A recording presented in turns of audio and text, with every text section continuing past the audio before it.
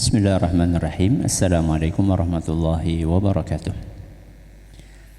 Alhamdulillahi wahdahu wassalatu wassalamu ala nabiyya wassalatu wassalamu ala man la nabiyya ba'dah wa ala alihi wa sahbihi wa man ittaba'a hudah ila yaumil qiyamah. Amma ba'd. Jamaah Masjid Manarul Ilmi rahimani wa rahimakumullah, serta para pendengar, para pemirsa yang mudah-mudahan dirahmati oleh Allah Azza wa Jalla.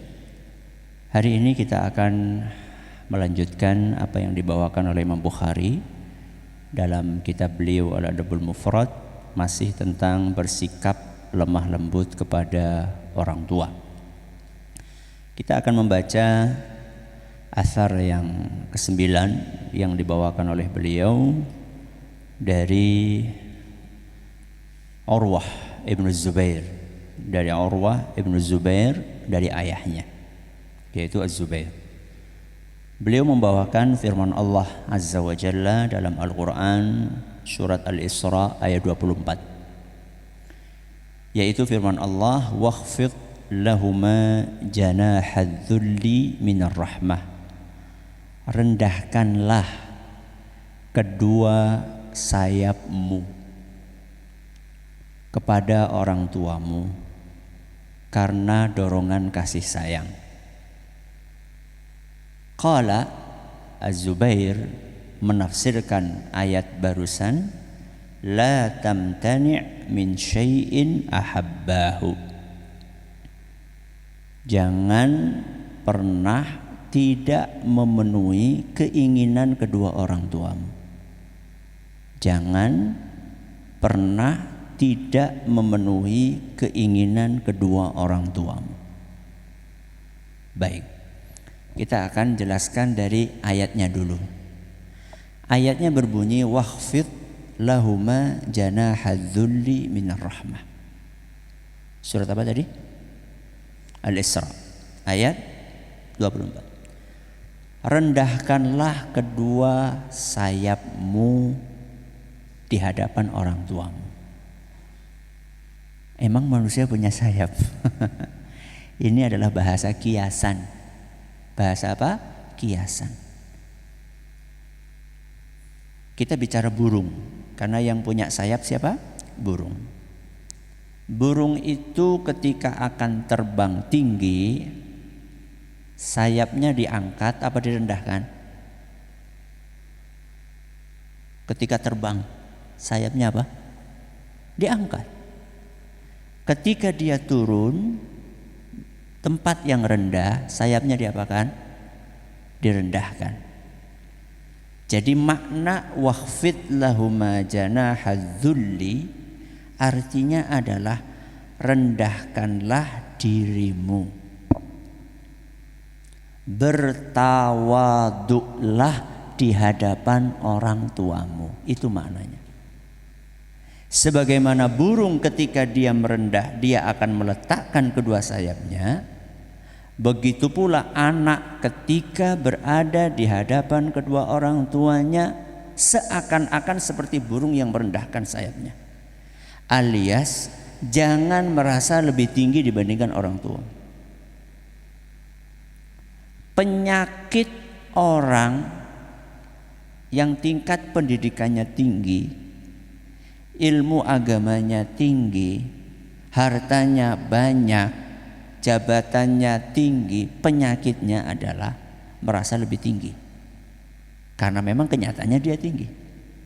Tapi kalau sudah ketemu dengan orang tua, maka setinggi apapun tingkat pendidikanmu, engkau rendah di hadapan orang tua. Sebanyak apapun ilmu agamamu, kalau sudah berada di hadapan orang tua, kamu rendah. Setinggi apapun jabatanmu, kalau sudah di hadapan orang tua, rendah. Jangan pernah membawa bintang 4 di hadapan orang tuamu. Kamu tetap rendah. Jangan merasa, oh sudah tamat pesantren, sudah hafalan Qur'annya banyak, hafalan hadisnya banyak. Ayah dan ibu saya boro-boro hafal baca Quran aja mungkin belum bisa. Terus Anda merasa lebih tinggi dari ibu Anda, lebih merasa tinggi dibandingkan ayah Anda. Tidak. Walaupun orang tua kita tingkat pendidikannya rendah. Kita sudah sampai S2, S3, sudah doktor. Orang tua kita cuma tamatan SD. Jangan merasa lebih tinggi. Perintah dari Allah Subhanahu wa taala. Jangan gengsi. Ketika kita sudah dikenal di mana-mana, kemudian orang tua kita nuwun sewu mungkin dari kampung, penampilannya biasa-biasa. Jangan gengsi kita untuk menggandeng kedua tangan orang tua kita. Jangan malu untuk mengenalkan orang tua kita yang mungkin secara fisik mungkin biasa-biasa saja. Karena kita disuruh merendahkan di hadapan orang tua kita. Kemudian Az-Zubair menafsirkan ayat tadi, salah satu aplikasi dari ayat itu adalah orang tua minta sesuatu jangan ditolak. Itu aplikasinya. Salah satu aplikasinya merendahkan diri. Orang tua minta apa, penuhi permintaannya. Selama tidak melanggar apa? Syariat. Selama tidak melanggar syariat. Kalau tidak salah, Az-Zubair ini pula yang suatu hari orang tuanya, entah ayahnya, entah ibunya, pengen makan jantungnya pohon kurma. Jadi pohon kurma kalau dibelah di tengah-tengahnya itu ada apanya? Ada jantungnya. Apa? Pondoh. Ya, mirip gitu-gitulah pondohnya. Mungkin di pohon kelapa juga ada ya. Di pohon bambu juga ada kalau nggak salah. Pengen itu. Padahal hari itu yang namanya pohon kurma itu mahalnya minta ampun. Karena lagi jarang ada pohon kurma, kemudian saat itu buah pohon kurma lagi mahal-mahalnya. Apa yang beliau lakukan? Beliau beli pohon kurma yang terbaik.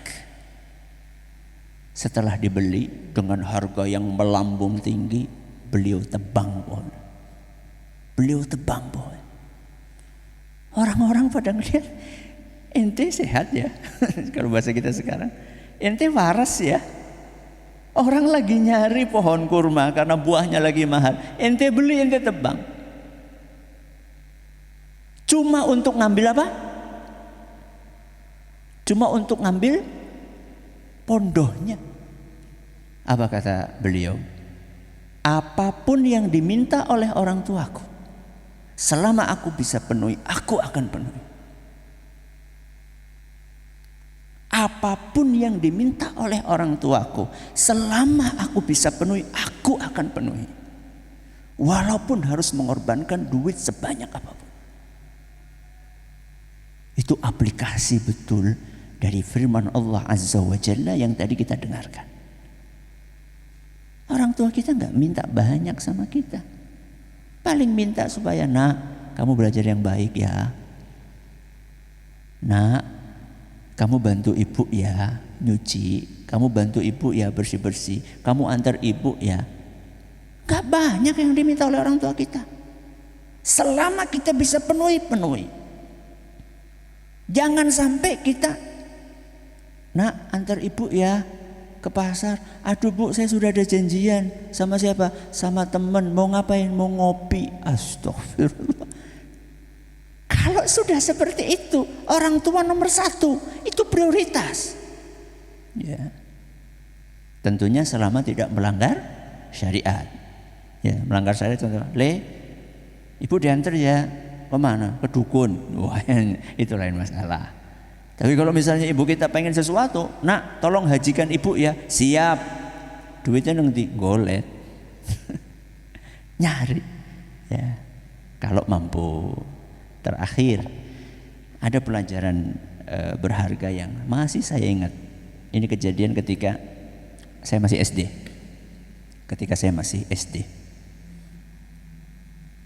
Saya punya kakek di sini di Kedung Wulu, namanya Mbah Kartameja. Biasa juga dipanggil dengan Mbah Muhayyad. Punya beberapa anak. Salah satunya ayah kami, Ustaz Zaini Muhayyad. Ketika mbah itu sudah sepuh, sudah sakit-sakitan, bahkan sudah pakai apa namanya buat buang air seni itu, pakai selang itu apa namanya? Kateter. Sudah pakai kateter. Tentunya kan susah kan mau pergi kemana-mana. Mbah pengen ke rumah anaknya yang di Jakarta. Mbah pengen ke rumah anaknya yang di Jakarta. Pakai kendaraan apa? Kendaraan umum. Dari mana kendaraan pribadi? Kendaraan umum. Ini kejadian saya masih SD. Ngomong sama beliau, bicara sama putra-putranya yang ada di sini, semuanya mengatakan, enggak, susah, nanti repot ini. Di mana nanti di bis bawa kateter, bawa kantong isinya apa? Pipis. Nanti kalau ada apa-apa di jalan gimana? Intinya seluruh anaknya menolak. Terus kata mbah, "Kei si neng Banyumas celuk ngeneh." Neng Banyumas itu maksudnya ayah kami. Ayah kami kan saat itu ajarnya di Banyumas. "Kei si neng Banyumas celuk ngeneh." Itu yang di Banyumas suruh ke sini. Akhirnya singkat cerita beliau datang, "Pripun, Pak? Aku pengen meng Jakarta." Langsung bapak mengatakan, "Nggih."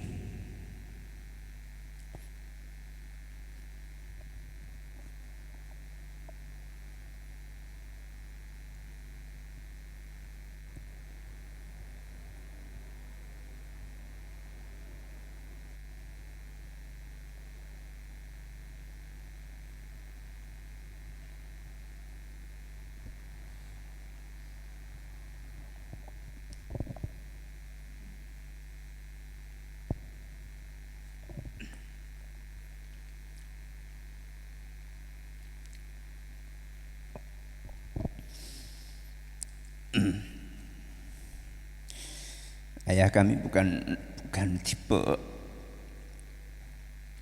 orang kaya, bukan. Saya tahu persis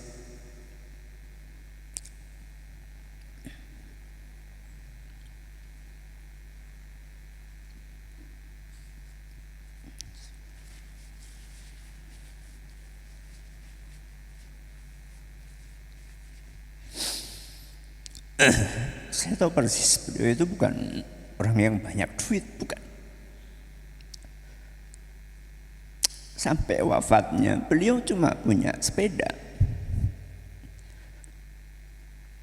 Itu pun sepeda yang dikasih warisan dari kakek kami. Jadi bukan orang yang bisa nyewa mobil, bukan orang yang gampang dapat duit, enggak. Ayah kami orang yang sederhana. Seperti yang saya katakan tadi, ketika meninggal dunia, satu-satunya kendaraan yang beliau punya adalah sepeda. Yang sekarang bisa antum melihat sepeda ontel itu yang hitam gede itu warisan dari kakek. Itu yang beliau punya. Tapi beliau yakin bahwa apapun yang diminta oleh orang tua, kalau bisa dipenuhi. Beliau hanya mengatakan, "Nggih, ya siap.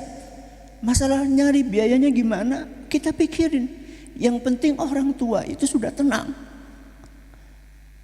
Jadi ketika orang lagi sakit, dia itu butuh perasaan tenang. Ketika kita katakan iya, itu sudah tenang. Masalah nanti gimana caranya, udah dipikirin, Allah akan mudahkan. Dan akhirnya betul kejadian. Bahkan berangkat ke Jakarta, saya ingat sekali, saya tuh ikut ya, mendampingi kakek di sampingnya. Waktu masih SD, sama satu keluarga akhirnya berangkat semua. Dan alhamdulillah lancar-lancar aja. Jadi apapun yang diminta oleh orang tua kita, kalau kita bisa penuhi, kita penuhi. Selama tidak melanggar syariat. Dan tentunya dengan penuh kelembutan, karena bab yang beliau bawakan adalah bab berlemah lembut kepada orang tua. Salah satu bentuk berlemah lembut kita kepada orang tua adalah memenuhi permintaan orang tua selama tidak melanggar syariat, dan kita penuhinya dengan cara yang halus, dengan cara yang lembut. Mudah-mudahan bermanfaat. Wallahu taala a'lam wa a'lam. Subhanakallahumma bihamdika asyhadu an la ilaha illa anta astaghfiruka wa atubu ilaik. Assalamualaikum warahmatullahi wabarakatuh.